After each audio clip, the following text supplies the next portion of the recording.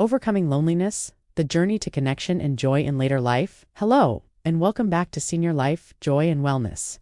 Today, we won't be talking about diet or illness. Instead, we're going to listen to a story, a feeling that many of us have experienced but may be hesitant to talk about. The feeling of loneliness in our senior years. Loneliness isn't a disease, but it can make life lose its color, leaving our hearts feeling empty. Some people feel lonely living alone, while others feel lonely even in a home full of family. The good news is, loneliness doesn't have to last forever. The story of Ms. Lan is a testament to that. Ms. Lan's quiet life. Ms. Lan is 70 years old. A few years ago, when her children began to get married and move out to start their own families, she was very happy. Watching her children grow up and build their own lives was the greatest joy of her life. But soon, the house that was once filled with laughter became strangely quiet. Ms. Lan started her days by cooking a simple breakfast just for herself. Then she would sit and watch TV for hours. Occasionally, her children would call to check in, asking a few quick questions. She would always answer, "I'm doing well, I'm fine." In truth, she wasn't fine. She felt like a withered leaf, silently drifting by each day. Her phone was the only thing connecting her to the outside world, but the calls became less frequent. She was hesitant to call her children, fearing she might bother them.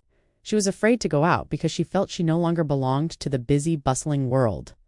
One morning, she sat in her kitchen and looked out the window, seeing her reflection in the glass. It was a thin, silent old woman. A bitter sadness welled up inside her. She realized she had spent her entire life worrying about others, and had forgotten how to take care of herself, how to nurture her own soul. She recognized that her loneliness wasn't a normal part of aging, but a problem that needed to be addressed. The first step, a courageous and hopeful act. One afternoon, her close friend Ms. Mai invited her to a yoga class. Ms. Lan refused. "Oh, I'm too old for that. My joints are stiff, it's too much trouble." But Ms. Mai didn't give up.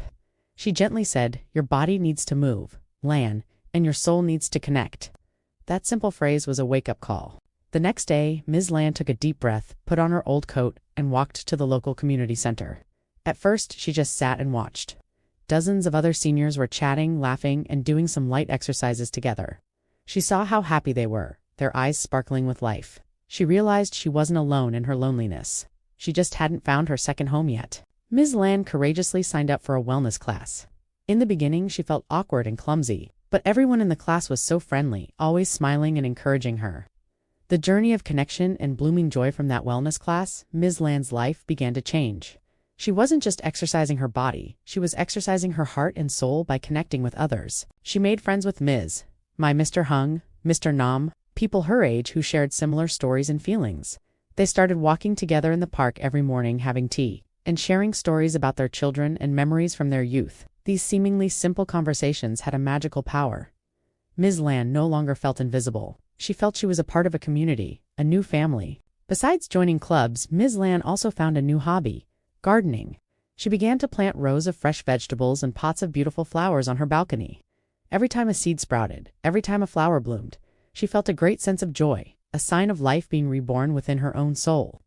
On weekends, instead of waiting for her children, she started inviting her friends over. They would cook simple meals together and admire the beautiful flowers. Ms. Lan felt useful again. She felt she had value. Her life was once again filled with laughter, sharing, and hope. Ms. Lan's journey wasn't a miracle. It was the result of her courage. The courage to step out of her comfort zone, to admit her loneliness, and to actively seek connection. She not only found new friends but also found a better version of herself, an optimistic, life-loving person who knows how to create her own happiness. Advice for anyone feeling lonely. Ms. Lan's story sends us an important message. Don't be afraid to admit loneliness. It's a normal human emotion. Acknowledging it is the first step toward change. Start with the smallest step. This could be taking a walk around your neighborhood, smiling at a stranger, or joining a local activity.